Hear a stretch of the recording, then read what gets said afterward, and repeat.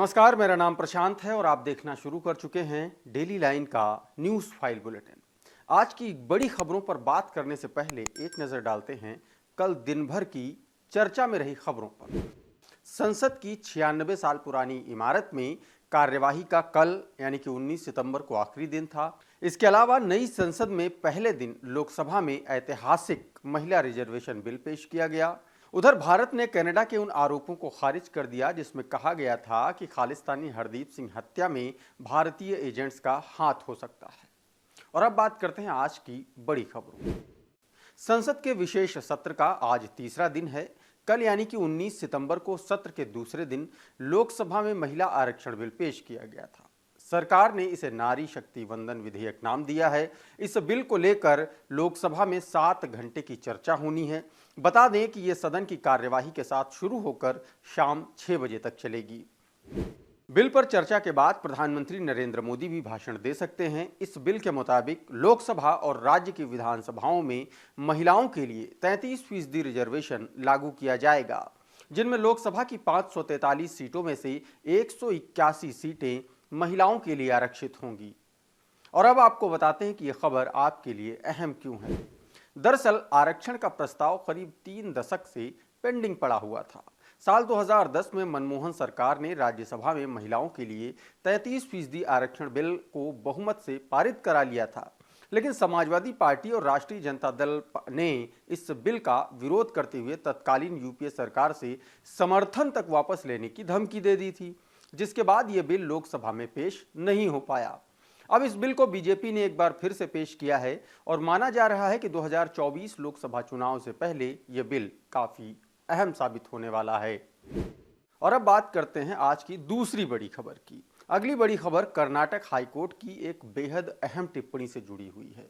Karnataka high court ने social media का इस्तेमाल करने के लिए उम्र को लेकर एक अहम टिप्पणी की है। कर्नाटक हाईकोर्ट ने कहा है कि केंद्र सरकार को देश में सोशल मीडिया के उपयोग के लिए आयु सीमा तय करने पर विचार करना चाहिए। बता दें कि हाईकोर्ट ने अपनी टिप्पणी में यह भी कहा है कि सोशल मीडिया का उपयोग करने के लिए लोगों की उम्र कम से कम 21 साल होनी चाहिए। जस्टिस जी नरेंद्र ने सुझाव दिया कि सरकार को सोशल मीडिया का इस्तेमाल करने के लिए उम्र सीमा तय करने पर विचार करना चाहिए। जब कोई यूजर रजिस्ट्रेशन करेगा तो उसे जरूरी जानकारियां देनी होंगी, जैसे ऑनलाइन गेमिंग के रजिस्ट्रेशन में देनी पड़ती हैं। अब आपको बताते हैं कि यह खबर आपके लिए अहम क्यों है। तो है क्या कि आजकल छोटे बच्चे से लेकर के युवाओं तक सभी के सभी सोशल मीडिया पर सक्रिय हैं और एक तरीके से वो आदी हो गए हैं सोशल मीडिया को लेकर के। और उसी को लेकर के इलेक्ट्रॉनिक और सूचना प्रौद्योगिकी मंत्रालय ने 2 फरवरी 2021 और 28 फरवरी के बीच एक्स के लिए आदेश भी जारी किए थे, जिसके तहत 1474 अकाउंट्स, 175 ट्वीट्स, 256 यूआरएल और एक हैशटैग को ब्लॉक करने का निर्देश भी दिया था। अब बात करते हैं आज की अगली बड़ी खबर की। आज की अगली बड़ी खबर भी सुप्रीम कोर्ट से जुड़ी हुई है। सुप्रीम कोर्ट की संवैधानिक बेंच आज यानी कि 20 सितंबर को 3 मामलों पर सुनवाई करेगी। इसमें असम में अवैध प्रवासियों की नागरिकता, संसद और राज्यों की विधानसभाओं में SC/ST आरक्षण की अवधि बढ़ाने और क्रिमिनल केसेस में सांसदों को सदन में वोट या भाषण देने की छूट देने से ये मामले जुड़े हुए हैं, ये शामिल हैं। इन सभी मामलों पर आज सुप्रीम कोर्ट सुनवाई करेगी। CJI DY Chandrachud, justice AS Bopanna, justice MM Sundaresh, justice JB Pardiwala और जस्टिस मनोज मिश्रा की बेंच इस मामले में सुनवाई करेगी। चलिए आपको बताते हैं कि यह खबर आपके लिए जरूरी क्यों है। दरअसल असम में प्रवासियों का मामला एक सरकारी समझौते से जुड़ा है, जिसमें 15 अगस्त 1985 को पूर्व प्रधानमंत्री राजीव गांधी ने असम समझौते पर हस्ताक्षर किए थे। इस समझौते में कहा गया था कि 1 जनवरी 1966 से 25 मार्च 1971 तक राज्य में आए अवैध प्रवासियों को वहां का नागरिक माना जाए। और दूसरा मामला जुड़ा है विधानसभाओं और लोकसभा में SC/ST सीटों के आरक्षण के मुद्दे से।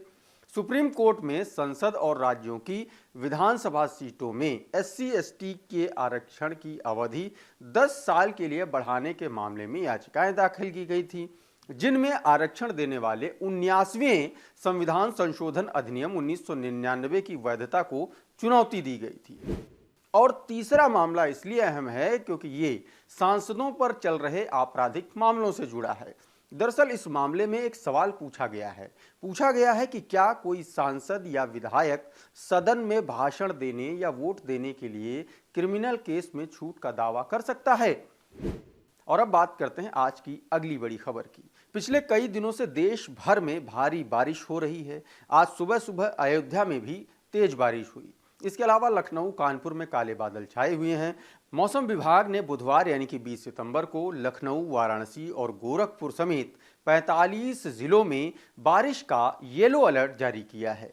साथ ही इसमें से कुछ स्थानों पर आकाशीय बिजली गिरने की आशंका जताई गई है। बरसात के दौरान लोगों को घरों में रहने की सलाह दी गई है। मौसम विभाग के अनुसार 25 सितंबर तक मौसम ऐसा ही रहने वाला है। अब आपको बताते हैं कि यह खबर आपके लिए अहम क्यों है। दरअसल बीते कई दिनों से भारी बारिश से आम जनजीवन अस्त व्यस्त हो चुका है। यूपी के 45 जिलों में बारिश का येलो अलर्ट इन्हीं सब चीजों को देखते हुए जारी किया है और इसीलिए यह खबर आपके लिए जाननी जरूरी है। अब बात करते हैं अगली बड़ी खबर की। अगली बड़ी खबर कनाडा और भारत के रिश्तों में आई तल्खी से जुड़ी हुई है। कनाडा में खालिस्तानी आतंकी हरदीप सिंह निज्जर की हत्या के बाद कनाडाई सरकार और भारत सरकार के बीच बढ़ती तल्खी पर सिखों की सबसे बड़ी संस्था शिरोमणि गुरुद्वारा प्रबंधक कमेटी और पंजाब के अकाली दल ने चिंता जाहिर की है। गुरुद्वारा प्रबंधक कमेटी ने इस मुद्दे पर जल्दी ही एक चिट्ठी लिखकर भारत सरकार से जवाब देने की बात कही है।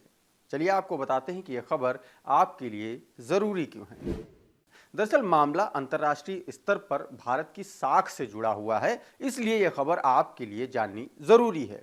हुआ यह था कि कनाडा के प्रधानमंत्री जस्टिन ट्रूडो ने निज्जर की हत्या के पीछे भारतीय एजेंसियों का होने का दावा किया था। इसके साथ ही कनाडाई सरकार ने एक भारतीय डिप्लोमेट को अपने देश से निकाल दिया। उधर भारत सरकार ने कनाडाई पीएम के दावे को सिरे से खारिज करते हुए इसे ध्यान भटकाने की कोशिश बताया। भारत सरकार ने भी कनाडा के एक डिप्लोमेट को 5 दिन में देश छोड़ने का अल्टीमेटम दे दिया है। आज के न्यूज़ फाइल में फिलहाल इतना ही, लेकिन आप बने रहिए डेली लाइन के साथ।